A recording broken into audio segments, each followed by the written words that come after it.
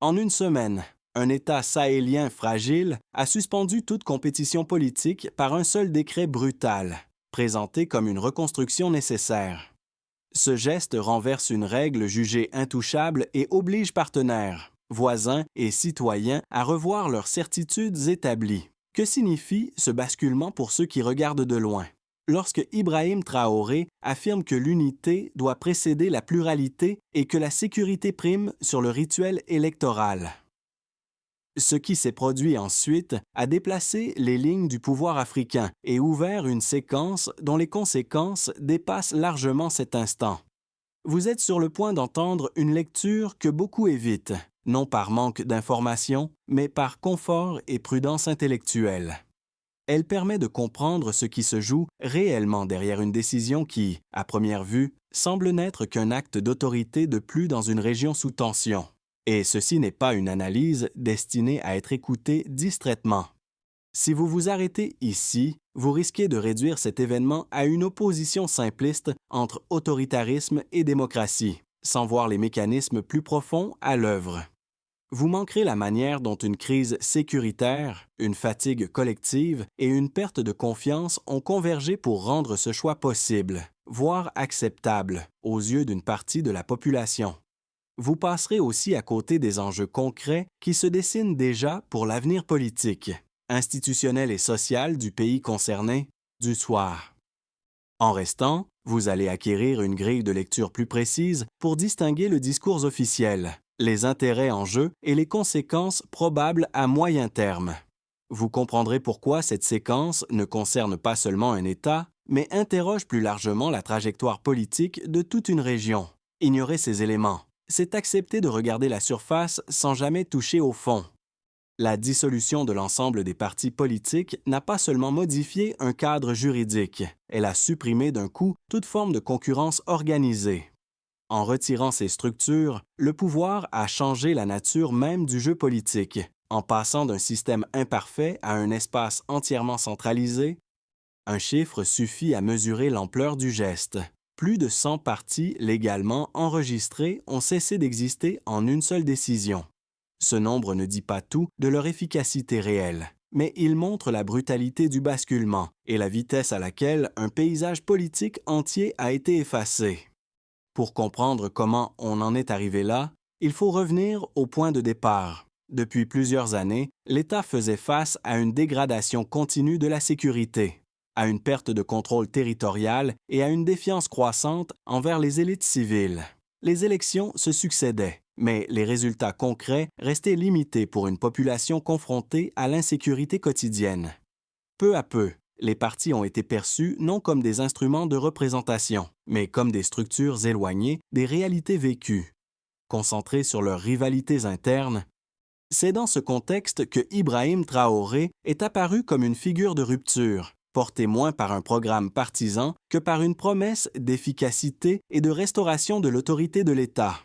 La décision de dissoudre les partis s'inscrit ainsi dans une logique de recentralisation, présentée comme temporaire, mais aux contours encore flous.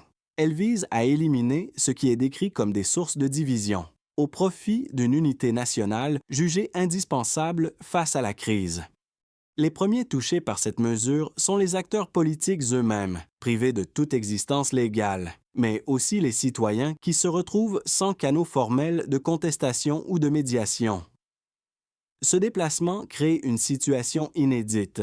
Un État qui affirme vouloir se reconstruire sans les mécanismes classiques de la représentation. À ce stade, la question n'est plus de savoir si le système précédent fonctionnait mal, mais ce qui peut durablement le remplacer sans créer de nouveaux déséquilibres. Très tôt dans cette séquence, un repère s'est imposé pour interpréter ce qui se déroulait, non comme une succession d'actes isolés, mais comme une trajectoire cohérente. Ce repère n'est ni une institution internationale, ni une chancellerie étrangère, mais un acteur central du moment, observé autant pour ses choix que pour ce qu'il révèle du rapport au pouvoir. Pour de nombreux observateurs locaux, la figure d'Ibrahim Traoré fonctionne comme un guide de lecture plus que comme un simple décideur. Il ne s'est pas présenté comme l'héritier d'un parti, ni comme le produit d'un compromis électoral, mais comme l'expression d'une urgence nationale, Cette posture modifie profondément la manière dont ces décisions sont perçues, car elles sont évaluées à l'aune de l'efficacité immédiate plutôt que des procédures classiques. Les premiers effets ont été visibles rapidement. Dans les jours qui ont suivi, le discours officiel s'est recentré sur la sécurité, la cohésion et la discipline administrative. Des mesures de réorganisation ont été annoncées et l'appareil d'État a donné l'image d'un recentrage vertical, plus lisible, mais aussi plus fermé. Pour certains responsables locaux, cette clarification a été vécue comme un soulagement, après des années de rivalité politique paralysante. Dans le même temps, d'autres signaux sont apparus, des voix critiques, jusque-là structurées par des partis ou des coalitions, se sont retrouvées dispersées et sans cadre formel pour s'exprimer. Ce phénomène n'a pas créé de choc immédiat, mais il a installé une tension latente entre efficacité à court terme et capacité de correction à moyen terme. Ce double mouvement, renforcement de l'autorité d'un côté et affaiblissement des contrepoids de l'autre, marque une étape décisive. À partir de là, la question ne porte plus seulement sur une décision précise, mais sur la direction globale prise par l'État. Et à ce moment précis, le débat a changé de niveau. Tout a commencé par un point de rupture clair, identifiable, presque brutal, un décret, une annonce officielle, puis un silence court, lourd, immédiatement suivi de réactions en chaîne. En quelques heures, le cadre politique existant a cessé de fonctionner, comme si un interrupteur avait été abaissé sans avertissement. Au départ, l'effet a été contenu. Les administrations ont continué à tourner. Les services essentiels sont restés en place et le discours public a insisté sur la continuité de l'État. Mais très vite, les premières secousses sont apparues. Les structures partisanes ont fermé leurs locaux. Les responsables politiques ont disparu de l'espace médiatique. Et les réseaux qui organisaient jusque-là la contestation se sont retrouvés désarticulés. Ce n'était pas encore le chaos, mais une mise à l'arrêt nette, presque clinique. La phase suivante a accéléré le rythme. Des réactions sont venues de plusieurs fronts à la fois. Soutien populaire dans certains centres urbains, inquiétude silencieuse dans d'autres régions, interrogation prudente de partenaires extérieurs. Chaque prise de position, chaque communiqué ajoutait une couche de tension supplémentaire. Ce qui n'était qu'un acte interne a commencé à produire des ondes bien au-delà du pays. À ce stade, le mouvement est devenu irréversible. Les acteurs politiques traditionnels, privés de toute base légale, n'avaient plus de levier collectif pour répondre. Les débats se sont déplacés des arènes institutionnelles vers les conversations privées, les cercles informels, les discussions de rue. Le pouvoir, lui, avançait vite, conscient que le temps joue toujours en faveur de celui qui contrôle l'agenda.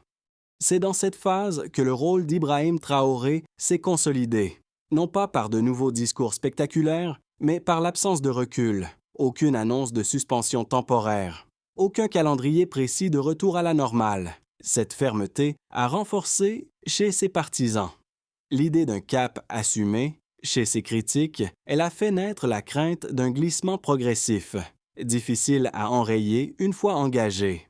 Puis sont venus les effets secondaires, plus lents mais plus profonds. Des alliances locales se sont dissoutes. Des figures intermédiaires ont perdu leur rôle de médiation. Des administrations régionales ont attendu des instructions claires, révélant une dépendance accrue au centre.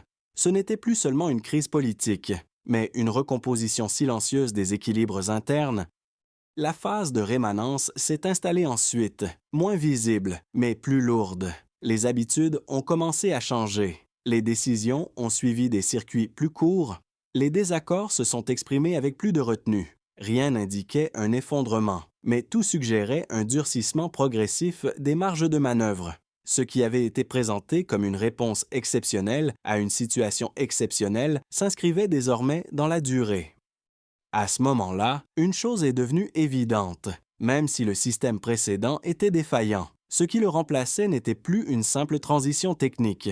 C'était une nouvelle dynamique, encore incomplète, mais déjà structurante.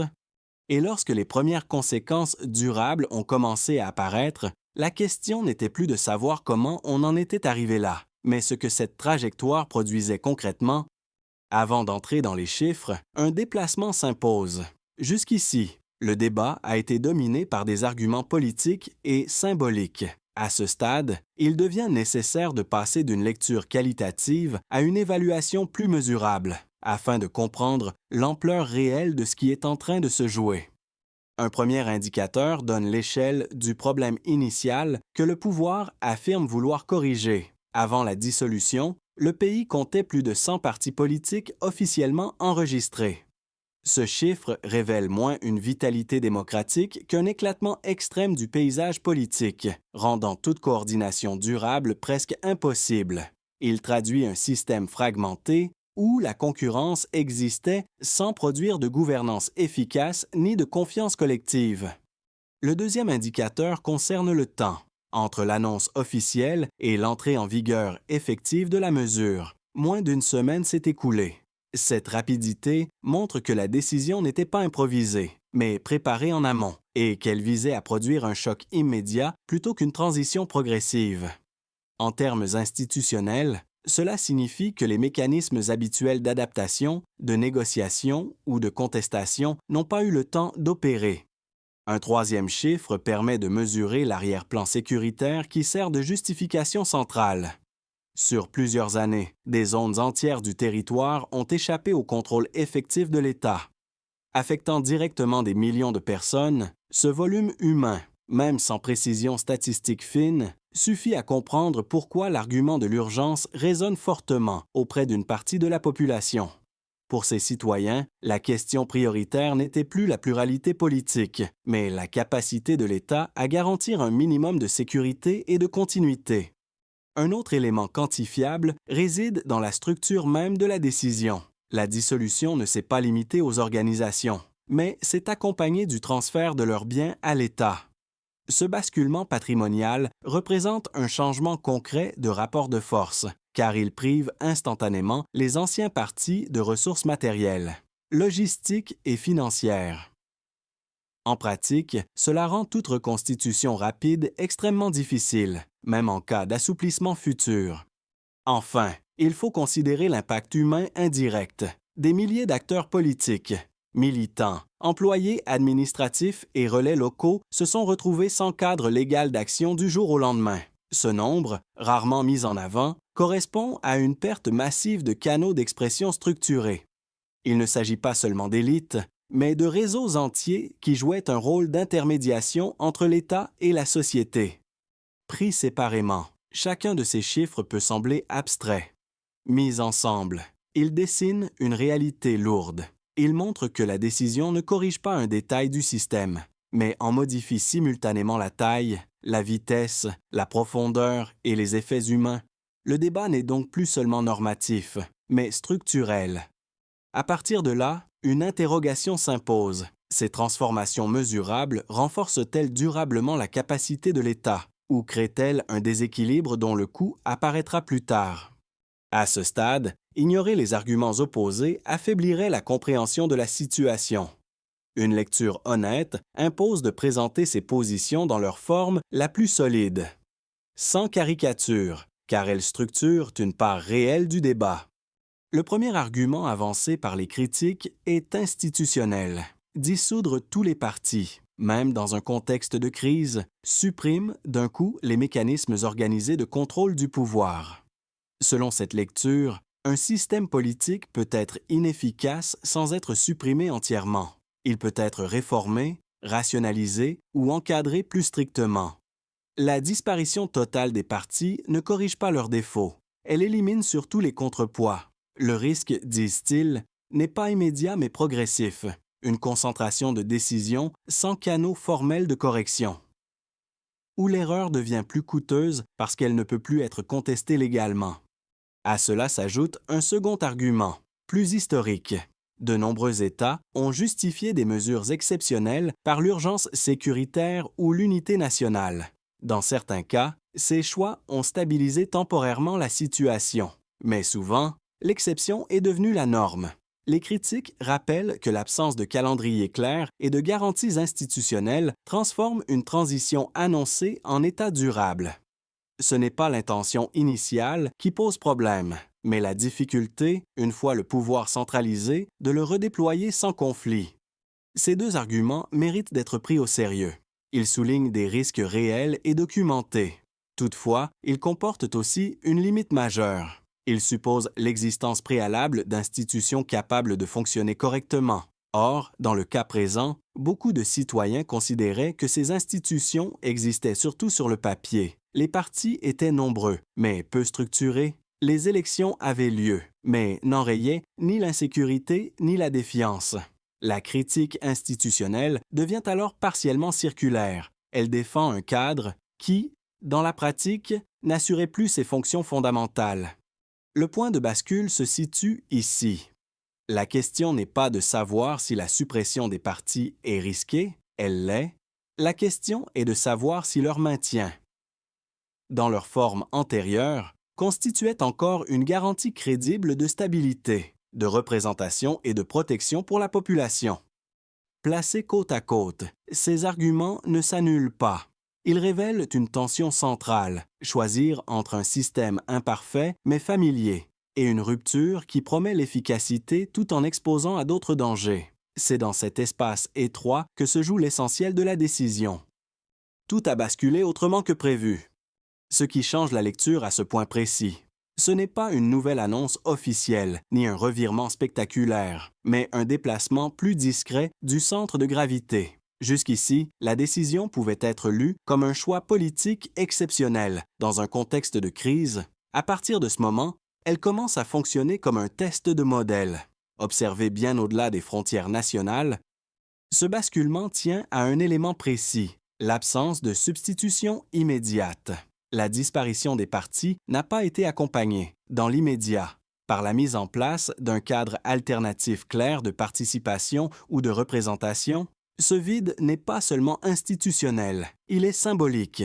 Il signifie que la phase actuelle n'est pas pensée comme une simple parenthèse administrative, mais comme un espace ouvert dont les règles restent à définir. C'est là que la figure d'Ibrahim Traoré prend une dimension différente. Il n'est plus seulement celui qui tranche face à l'urgence, mais celui autour duquel s'organise l'attente collective. Les soutiens projettent sur lui la capacité d'inventer autre chose. Les sceptiques y voient un risque de personnalisation durable du pouvoir. Dans les deux cas, le regard ne se porte plus sur le passé à corriger, mais sur ce qui va émerger. Ce changement modifie profondément la dynamique. L'enjeu n'est plus de juger la décision initiale, mais de comprendre la trajectoire qu'elle ouvre. À partir d'ici, chaque silence, chaque délai, chaque mesure intermédiaire deviennent un signal interprété, pesé, amplifié, et c'est précisément à ce moment que la suite cesse d'être prévisible. À partir de ce point de bascule, les effets cessent d'être théoriques et commencent à se matérialiser dans des espaces très concrets. La décision ne reste plus cantonnée au cercle politique. Elle s'infiltre dans le fonctionnement quotidien des institutions, de l'économie et de la société. Et c'est là que la lecture change définitivement de registre. Du côté de l'État, l'impact est immédiat, mais ambivalent. La chaîne décisionnelle se raccourcit, les arbitrages sont plus rapides et la cohérence administrative semble renforcée. Pour un appareil longtemps paralysé par des rivalités partisanes, ce resserrement donne l'image d'un centre qui reprend la main. Mais en parallèle, la disparition de toute opposition structurée accroît la pression sur le sommet. Les erreurs, lorsqu'elles surviennent, ne peuvent plus être amorties par le débat institutionnel. La responsabilité se concentre, et avec elle, le risque politique, car chaque décision engage directement la crédibilité du pouvoir incarné par Ibrahim Traoré. Pour les entreprises et les acteurs économiques, la situation est tout aussi contrastée. À court terme, certains saluent une plus grande lisibilité, moins d'interlocuteurs, moins de jeux politiques locaux et un discours officiel axé sur la stabilité et la souveraineté. Mais cette clarté a un revers. L'absence de contrepoids politique crée une incertitude juridique latente. Les investisseurs, locaux comme étrangers, cherchent des garanties de continuité, non seulement dans les orientations, mais dans les règles du jeu elles-mêmes. Quand tout dépend d'un centre unique, la prévisibilité repose davantage sur la confiance personnelle que sur des cadres durables. Pour les citoyens, les conséquences sont plus sensibles encore. Une partie de la population ressent un soulagement, lié à l'idée que l'État agit enfin sans blocage visible. Dans un contexte d'insécurité persistante, cette impression de fermeté répond à une attente profonde. Mais pour d'autres, notamment ceux qui utilisaient les partis comme relais, médiateurs ou espaces d'expression, le vide est réel. Les revendications ne disparaissent pas, elles changent de forme. Elles se déplacent vers des canaux informels, plus difficiles à encadrer et parfois plus explosifs. À l'échelle régionale et internationale, la séquence est observée avec une attention accrue. Dans le Sahel et au-delà, certains gouvernements voient dans cette expérience un précédent possible. D'autres y perçoivent un facteur de déstabilisation potentiel, capable d'influencer des équilibres déjà fragiles, les partenaires extérieurs. Eux ajustent leur discours, oscillant entre prudence diplomatique et inquiétude sur l'évolution des normes politiques. Pris ensemble, ces effets dessinent une réalité simple et lourde. La décision a produit des gagnants et des perdants, mais surtout, elle a déplacé le terrain du risque. Ce risque n'est plus dispersé dans un système fragmenté. Il est désormais concentré, visible, incarné. Et cela signifie que chaque étape suivante pèsera davantage que la précédente. À ce stade, plus personne n'est réellement spectateur. À ce stade, plusieurs trajectoires deviennent plausibles, sans qu'aucune ne s'impose encore avec certitude. Dans le scénario le plus probable, la dynamique actuelle se prolonge. Le pouvoir consolide son contrôle, avance par ajustements successifs et cherche à produire des résultats visibles en matière de sécurité et de fonctionnement de l'État. La situation ne s'effondre pas, mais reste tendue, marquée par une stabilité relative obtenue au prix d'un espace politique réduit. Les attentes restent élevées, et chaque progrès compte autant que chaque retard.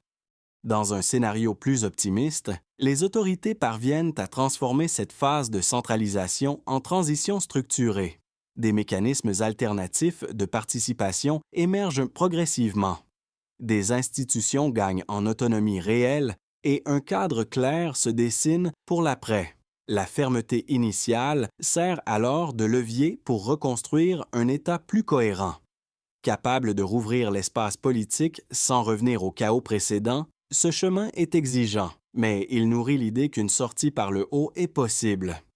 Le scénario le plus défavorable repose sur un glissement lent mais continu. La concentration du pouvoir s'installe sans garde-fou suffisant. Les contrepoids ne se reconstituent pas et la personnalisation des décisions devient la norme. Les résultats attendus tardent ou déçoivent, tandis que les frustrations s'accumulent sans débouché institutionnel. Dans ce cas, la stabilité apparente masque une fragilité profonde, susceptible de ressurgir brutalement. Face à ces trois hypothèses, un point commun s'impose. L'enjeu central n'est pas de prédire laquelle se réalisera, mais de reconnaître que les choix faits maintenant conditionnent fortement l'éventail des possibles. La vigilance, la clarté des orientations et la capacité à corriger le cap pèseront plus que les intentions affichées. Après avoir parcouru les dynamiques générales et les scénarios possibles, une question s'impose naturellement. Qu'est-ce que tout cela change pour la personne qui écoute cette analyse aujourd'hui? À partir de là, le récit cesse d'être abstrait et commence à toucher des trajectoires individuelles, parfois sans que l'on en ait pleinement conscience. Pour les personnes déjà attentives aux questions politiques et géopolitiques, cette séquence constitue un signal d'alerte intellectuelle.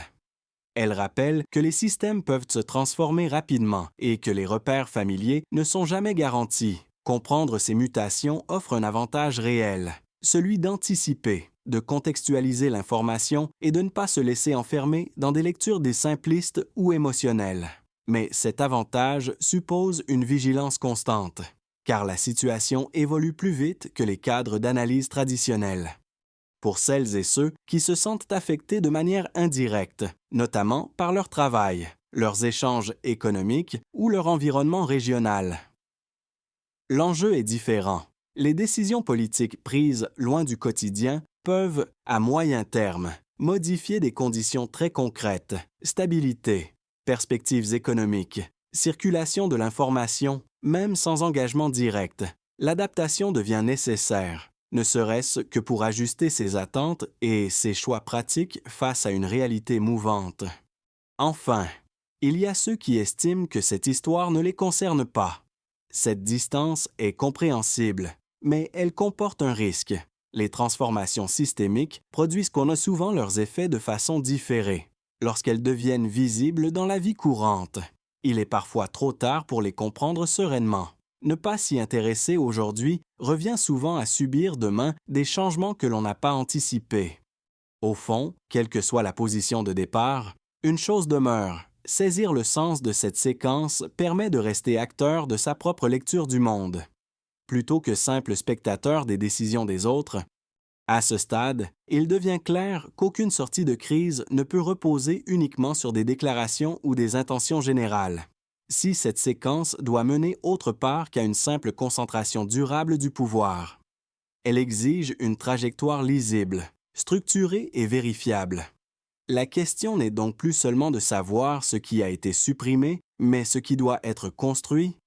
La première responsabilité incombe au sommet de l'État. Il s'agit de définir un cadre de transition explicite avec des étapes identifiables et un horizon temporel compréhensible. Cela ne signifie pas annoncer un calendrier rigide, mais établir des repères publics permettant d'évaluer l'avancement réel pour Ibrahim Traoré. Cette clarté constitue moins une concession qu'un instrument de crédibilité, car elle transforme une décision exceptionnelle en processus gouvernable. La deuxième étape concerne les institutions intermédiaires. En l'absence de partis politiques, d'autres structures doivent jouer un rôle de médiation et de contrôle, renforcer l'indépendance effective de la justice, garantir des espaces d'expression à la société civile et sécuriser le travail des médias sont des leviers essentiels. Leur efficacité ne se mesure pas par des discours, mais par des actes concrets, comme la capacité à formuler des critiques sans représailles ou à faire appliquer des décisions contraires aux intérêts du pouvoir central. La troisième dimension touche aux acteurs économiques et sociaux. Une transition crédible suppose des règles stables et prévisibles, même dans un contexte d'autorité renforcée. Clarifier les cadres juridiques, sécuriser les engagements pris et maintenir des canaux de dialogue réguliers permet de limiter l'incertitude et d'éviter que la centralisation ne se traduise par une paralysie de l'initiative. Enfin, un quatrième élément s'impose, prévoir des mécanismes de correction pacifiques.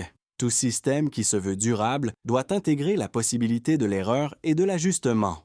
Cela implique des procédures permettant de réviser des décisions, de rectifier une trajectoire ou d'ouvrir à nouveau l'espace politique sans rupture violente. Pris ensemble, ces axes dessinent une logique simple. La fermeté initiale ne devient transformation que si elle s'accompagne de structures capables de survivre aux individus.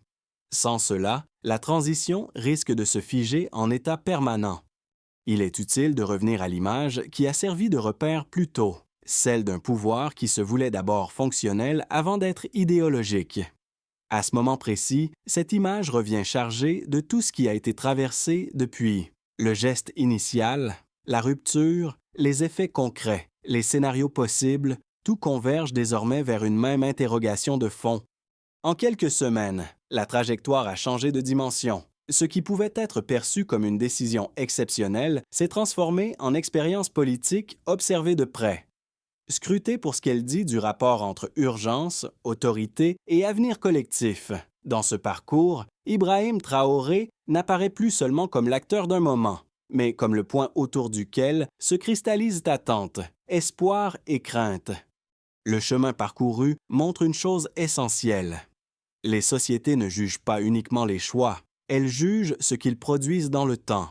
La sécurité, la dignité, la capacité à se projeter comptent autant que les principes invoqués. Lorsque ces dimensions entrent en tension, les décisions cessent d'être abstraites et deviennent profondément humaines.